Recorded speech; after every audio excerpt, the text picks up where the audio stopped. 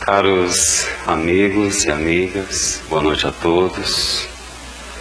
É com muita alegria que nós voltamos a esta casa que nos serviu de abrigo por alguns anos. Não sou tão antigo assim não, tá?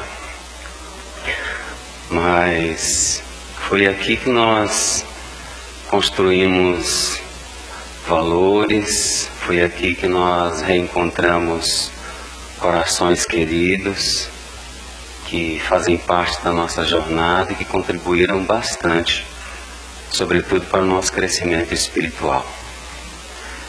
Nessa noite que simbolicamente representa para todos nós o nascimento de Jesus, o nosso convite é que façamos algumas reflexões em torno da mensagem dele, do Cristo, o aniversariante, mas também que possamos também refletir, e esse é o convite que eu faço,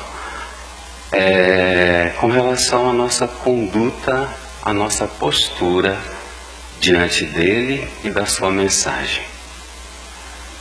O tema nos conduz a um tempo mais ou menos longe.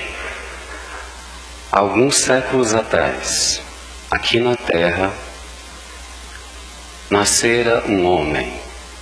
E este homem, numa terra de homens ainda brutos, esse homem revelou-se por alguns caracteres que o destacaram naquela época. E algum tempo depois das suas primeiras pregações, que não foram muito tempo, durou apenas 3 anos, mas ao final das suas pregações, talvez demonstrando a sua generosidade, a sua amorosidade, sobretudo para com aqueles que se constituíram o colégio apostólico, os apóstolos, este homem dirigiu então a esse colégio apostólico algumas palavras que representavam para aqueles que seriam os continuadores da sua proposta, da proposta de implantação do Evangelho na Terra, a fim de reconfortá-los, uma vez que esse episódio tratava-se de um momento bastante peculiar. Jesus estava despedindo-se da Terra, ao menos como encarnado. Então ele volta-se para os seus apóstolos e diz-lhes: não vos inquieteis, não vos preocupeis, crede em Deus, crede também em mim. Na casa do meu Pai há muitas moradas. Se assim não fosse, não vos teria dito que vou preparar-lhes um lugar. E se eu for e vos preparar um lugar, retornarei e tomarei todos vós para mim mesmo, para aonde eu estiver, estejai vós comigo. Mas nesse momento, Tomé indaga a Jesus: mas Senhor, não sabemos aonde vais, como então saberemos o caminho? Ao que Jesus redargui: eu sou o caminho e a verdade e a vida. Ninguém vem ao Pai senão por mim. As palavras do Cristo, na narrativa do evangelista João, contidas no capítulo 14, versículos de 1 a 6, retratam assim a despedida do Cristo.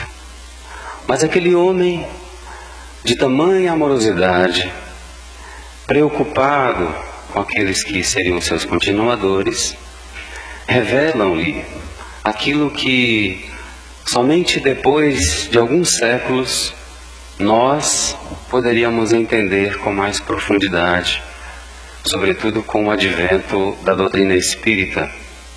Porque Allan Kardec, em meados de 1859, vai lançar a público um livro que seria o grande norteador de toda a humanidade. Aquele homem que lançara a público o Livro dos Espíritos, obedecendo a ordem desse Espírito maior que é Jesus, trazia ao mundo uma nova fase da humanidade. Aquela fase em que seriam nos revelados todos os conceitos, todas as questões relativas à nossa verdadeira essência. E esse homem, então, na questão 115, nos chama a atenção para essa passagem, porque vai revelar-nos Kardec, ou melhor, vai questionar os espíritos na questão 115, se dentre os espíritos alguns foram criados maus e outros bons. E os verdadeiros guias da humanidade, que são os espíritos superiores, respondem ao codificador que todos os espíritos são criados simples e ignorantes, ou seja, sem saber. O codificador, então, em conjunto com os espíritos, eles delineiam o início do caminho. É claro que nós estamos aqui nos referindo aos espíritos segundo a definição, ou segundo a resposta dada à questão 76, fazendo abstração, obviamente, do espírito, letra E minúscula, que diz respeito ao princípio inteligente. Nós estamos falando das individualidades, ou seja, dos seres inteligentes da criação, espíritos.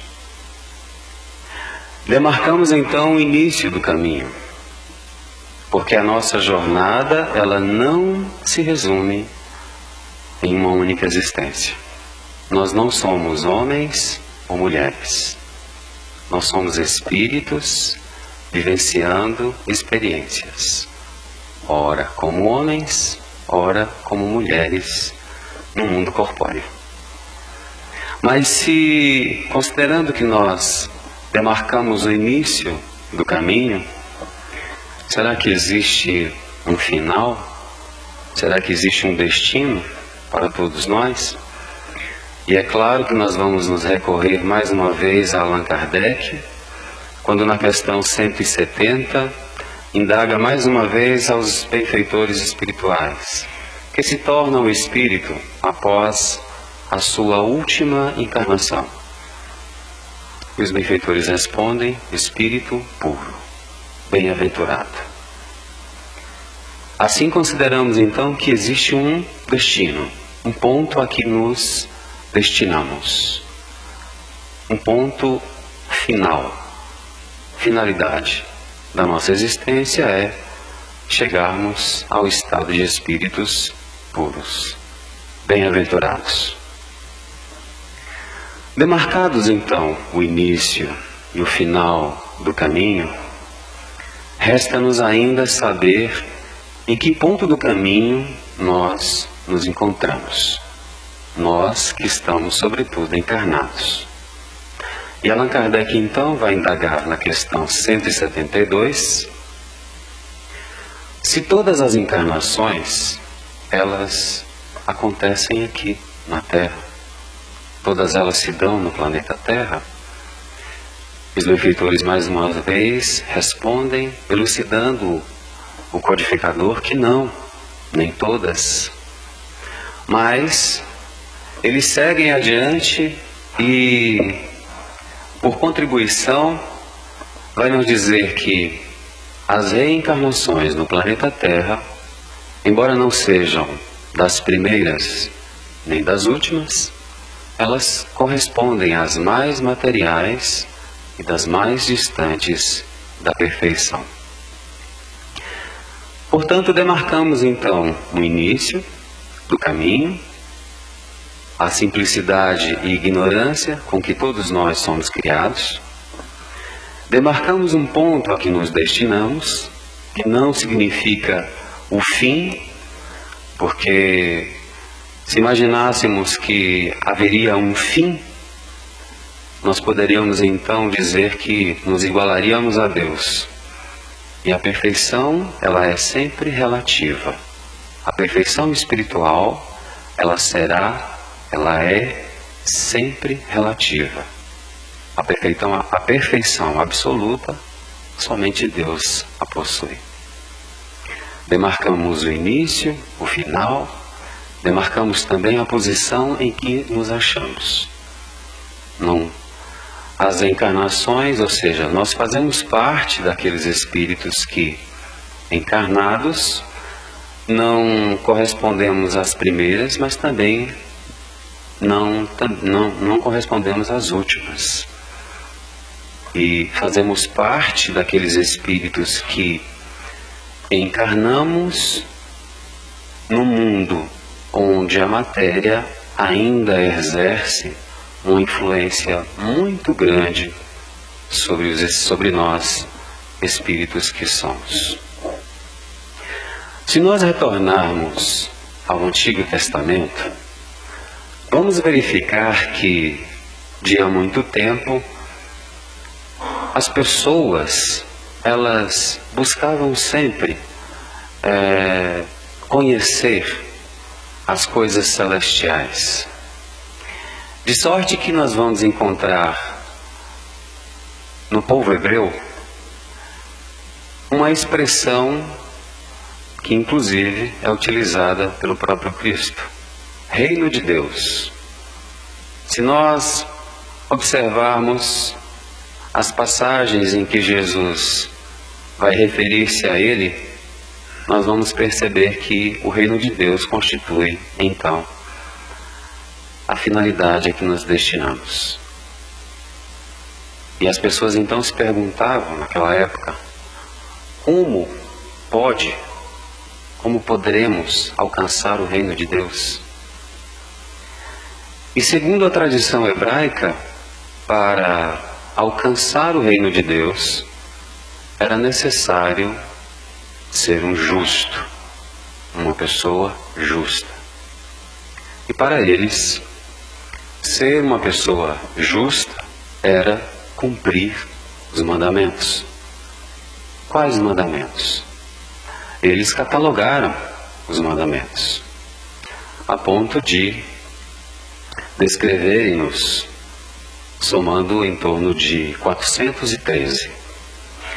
Mas logo adiante, os sábios da época, aqueles que se debruçaram sobre a lei e estudaram-na, perceberam que, na verdade, para se tornar um justo, ou, por consequência, para herdar a vida eterna, era necessário apenas o cumprimento de 10 mandamentos.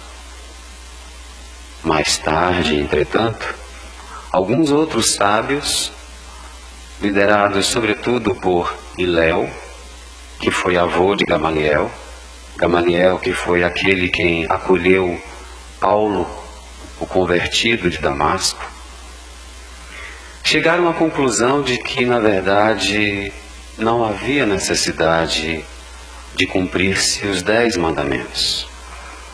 Bastava-se cumprir apenas 2. Quais eram esses 2 mandamentos? Amar a Deus acima de todas as coisas, de todo o teu coração, de toda a tua alma e com todos os teus muitos, em algumas traduções com todas as tuas forças. E o segundo, não menos importante, amar ao próximo como a si mesmo. É tanto assim que na última viagem que Jesus faz a Jerusalém, ele vai se deparar com um doutor da lei que lhe indaga: mestre, com aquele tom de ironia bem peculiar dos religiosos da época, que devo eu fazer para herdar a vida eterna? E Jesus responde-lhe com uma outra pergunta: o que está escrito? O que está escrito na lei? E ele, como era conhecedor da lei, responde com sabedoria: amar a Deus sobre todas as coisas, né? De todo o teu coração, de toda a tua alma e com todos os teus muitos, e ao próximo como a si mesmo. E Jesus responde-lhe: respondestes bem. Mas havia uma outra pergunta ainda, que foi a segunda feita pelo Cristo. Pergunta esta que reverbera ainda hoje aos nossos ouvidos, diante da religião, diante da nossa postura diante da religião. O que está escrito é uma coisa, mas pergunta Jesus ao doutor da lei: como lês? De que maneira interpretas esta lei? Porque ainda hoje, não obstante 2000 anos ter se passado em que o Evangelho foi implantado na Terra, nós ainda nos ressentimos de um conhecimento de Deus, de um conhecimento da proposta do Evangelho nas nossas vidas. E não obstante todo o empenho, todo o esforço feito pelos Espíritos, pela comunidade de Espíritos, que ao comando de Jesus vem à Terra, conforme nos narra o codificador, logo na introdução do Evangelho segundo o Espiritismo, não obstante todo o empenho dessa comunidade de Espíritos, nós ainda nos ressentimos de uma compreensão de Jesus. E para tanto, é lógico, precisamos entender qual o propósito do reino de Deus, o que significa isso nas nossas vidas. Se o reino de Deus é algo que se pode alcançar, como é que ainda hoje nós ainda permanecemos sem ter contato com Ele? Será que esse reino é algo, um mundo, um planeta, uma nação a que nos destinaremos? Ou será que constitui-se tão somente numa conquista interior, íntima? Porque é preciso investigarmos essas coisas para não fazermos da religião, para não fazermos da mensagem cristã objeto de buscas efêmeras, como de fato percebemos ainda em muitos corações. E a mensagem do Cristo, a verdadeira essência da mensagem do Cristo, permanecida, esquecida de todos nós. O Espírito Emmanuel, no livro que tem como título Caminho, Verdade e Vida, chama-nos a atenção para a nossa postura diante da religião. E vai dizer-nos ele que a vida, traduzindo tudo isso que nós falamos até agora, a vida em si é conjunto divino de experiências. Cada existência oferecendo ao homem o proveito de novos conhecimentos. Mas dirá o Espírito Emmanuel, a aquisição de valores religiosos é a mais importante de todas, em virtude de constituir um movimento de iluminação definitiva da alma para Deus. Os homens, contudo, estendem a esse departamento divino a sua viciação de sentimentos, um jogo inferior das buscas efêmeras. Os templos de pedra estão cheios de promessas injustificáveis e de votos absurdos. Muitos devotos entendem encontrar na divina providência uma força subornável, privada de privilégios e preferências. Outros tantos se socorrem do plano espiritual, com o propósito de solucionarem problemas mesquinhos. Esquecem-se que o Cristo ensinou e exemplificou. A cruz do Calvário é símbolo vivo. Quem deseja liberdade precisa cumprir os desígnios supremos. Sem a compreensão de Jesus no campo íntimo, associada aos atos de cada dia,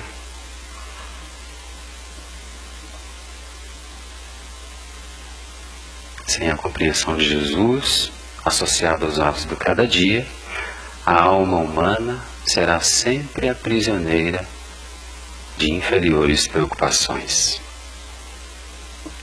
As nossas preocupações hoje, em razão de não entendermos ainda a proposta do Cristo, elas se resumem nas buscas materiais.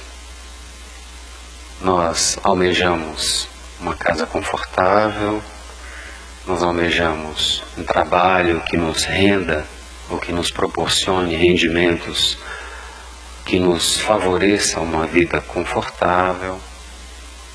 Nós buscamos conquistar coisas, nós buscamos adquirir propriedades que nos possam assegurar um futuro melhor,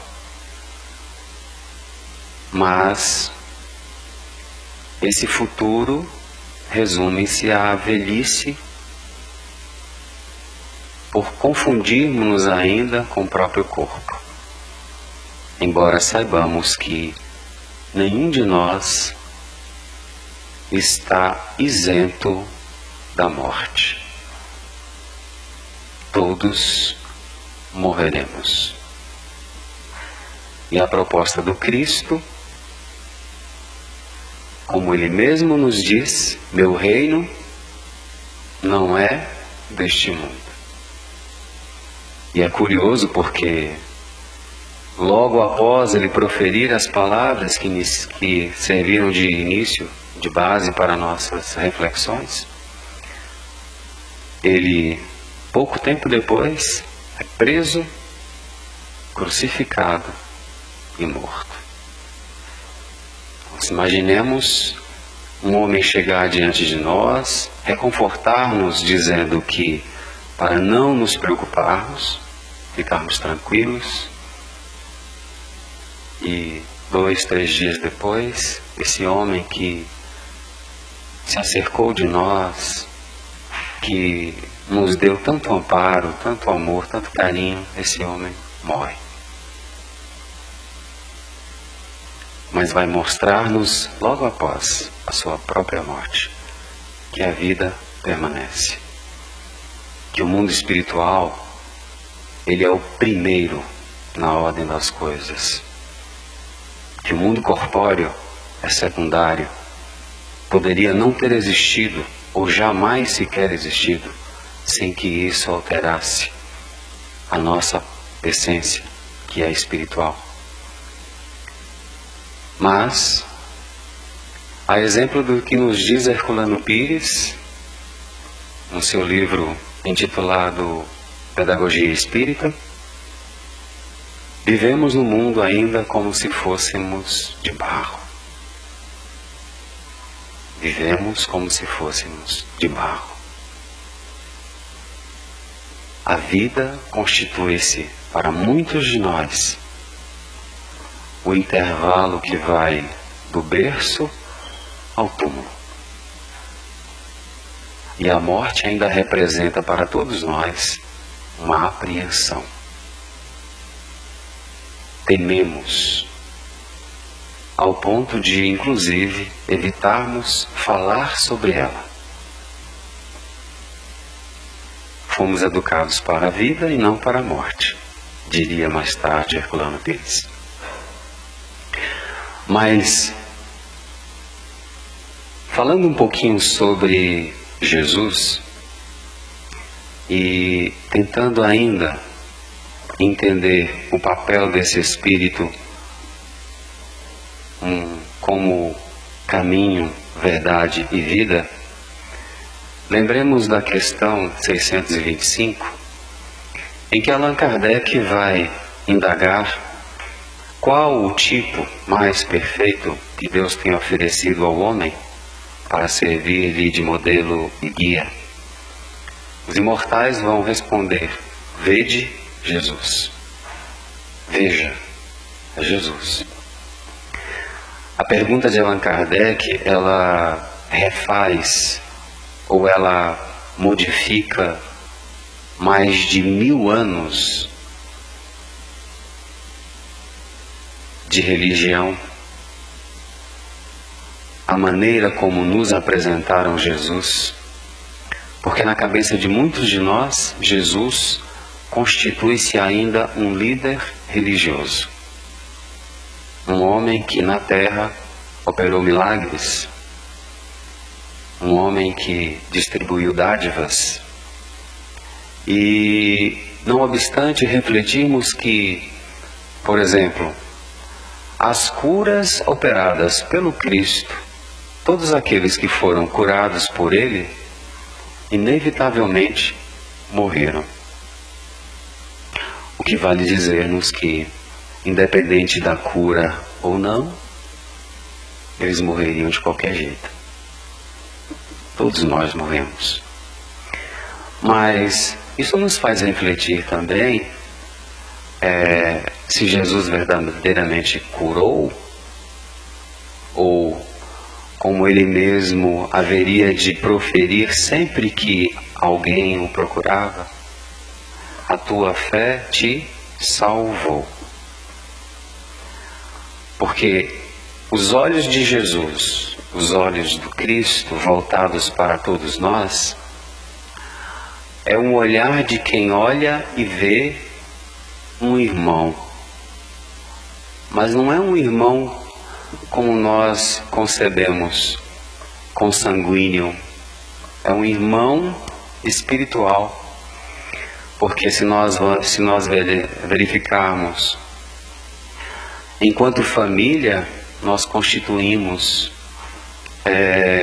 uma família universal, como espíritos que somos. Daí o fato de dizermos que todos nós fomos criados simples e ignorantes.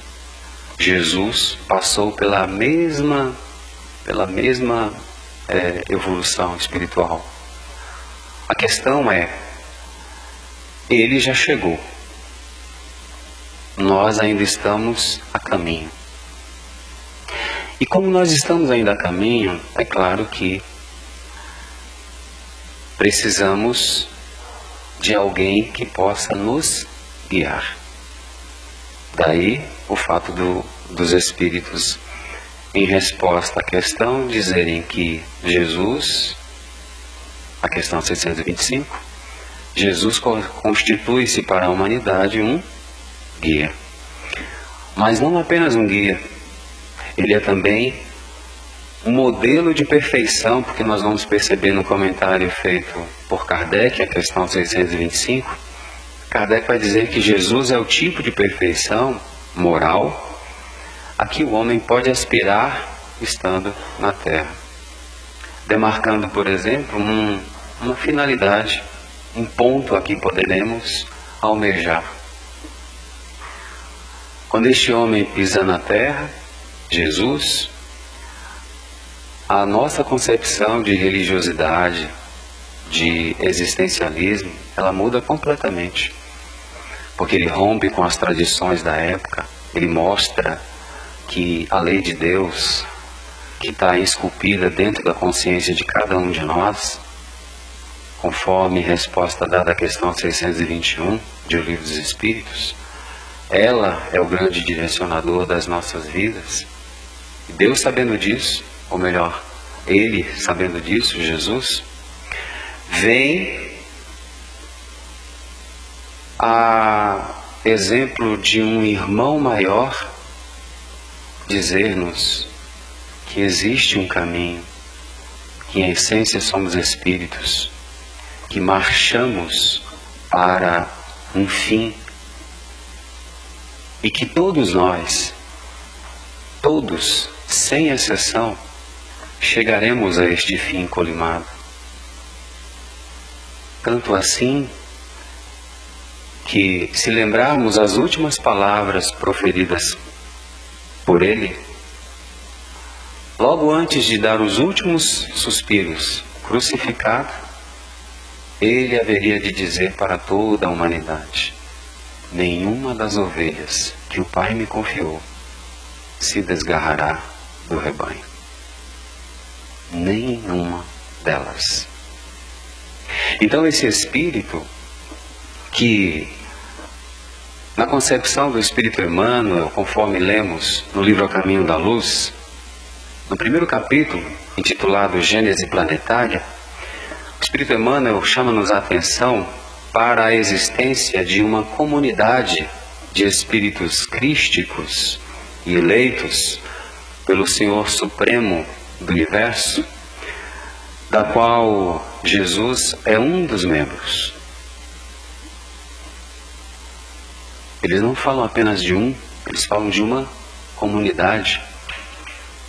E seguem adiante o Espírito Emmanuel dizendo que, ao que lhe foi dado saber, essa comunidade de espíritos crísticos se reunira nas imediações aqui da Terra por 2 vezes e anunciava uma possível reunião.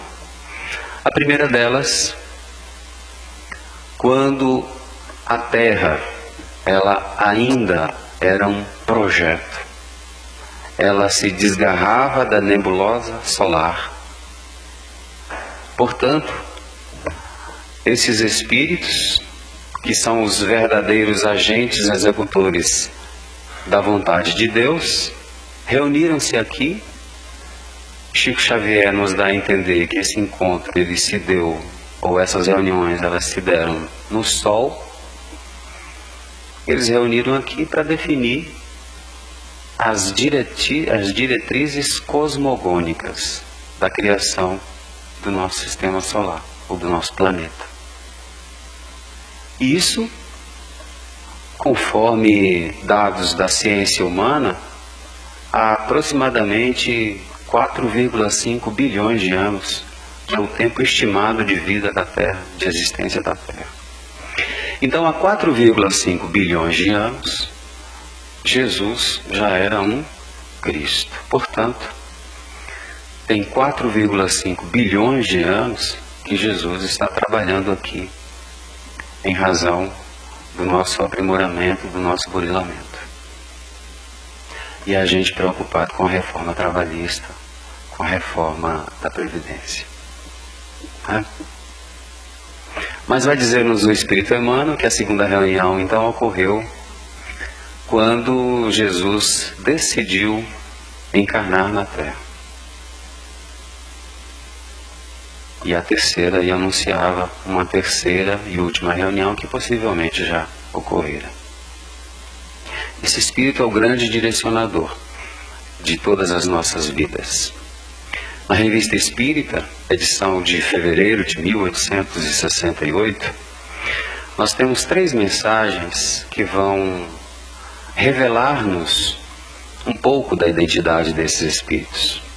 O Espírito Lacordaire, o Espírito São Luís e o Espírito Baluz vão dizer-nos que os Cristos, eles são espíritos que se encontram ao lado de Deus, que são os agentes executores da vontade de Deus.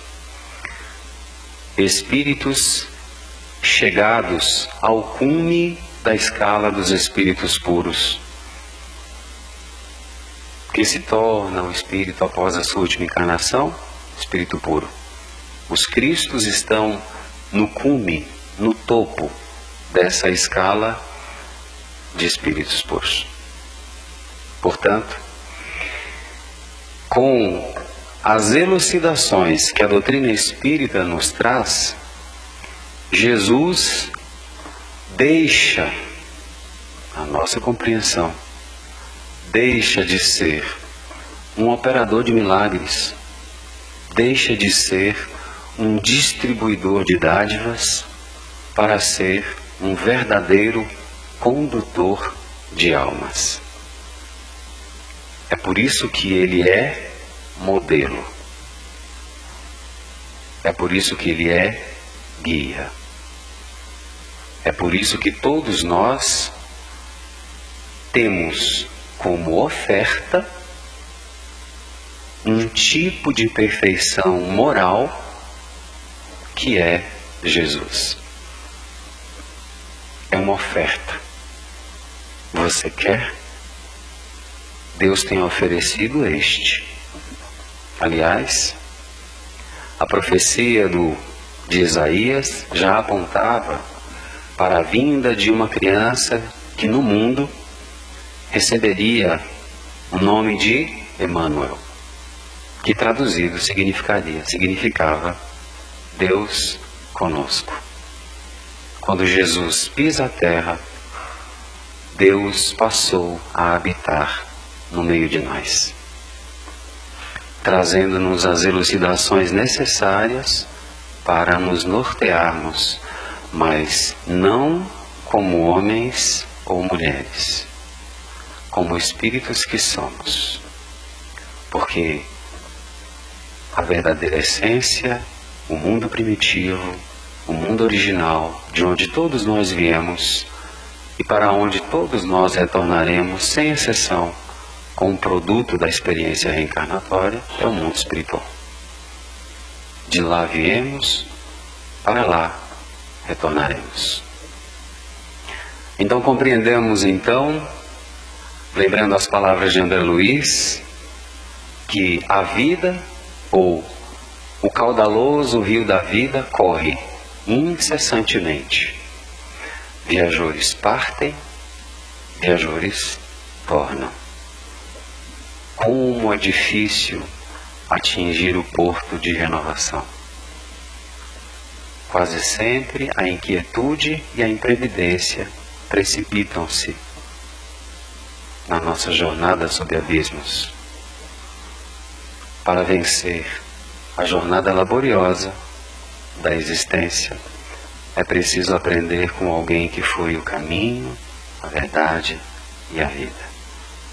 Desse Espírito que, modelo e guia da humanidade, deve, por parte de cada um de nós, merecer as reflexões necessárias para que possamos não nos perder na existência, diante desse mundo que nos fascina e que nos aprisiona com as suas ofertas de conforto, de felicidade, mas, não obstante isso, encher-nos os olhos, nunca nos esqueçamos de que todas elas são passageiras e temporárias, assim como todos nós. Estamos de passagem. Nós retornaremos à pátria espiritual. E o único tesouro que constituirá, ou que constituir-se-á como verdadeiro tesouro, são as aquisições espirituais. Tudo aquilo que você conquista de experiência, de conhecimento, de transformação do ser que é você, tornando-se claramente um ser melhor. Tudo isso constitui-se o verdadeiro tesouro. Daí o modelo dizer para nós: não ajuntei tesouros na terra, onde a traça corrói, onde os ladrões arrombam e roubam, mas ajuntei os tesouros no céu. E então nós chegaremos à conclusão de que quando estivermos unidos a Ti, Senhor, com todo o meu ser, não mais sentirei dor ou cansaço.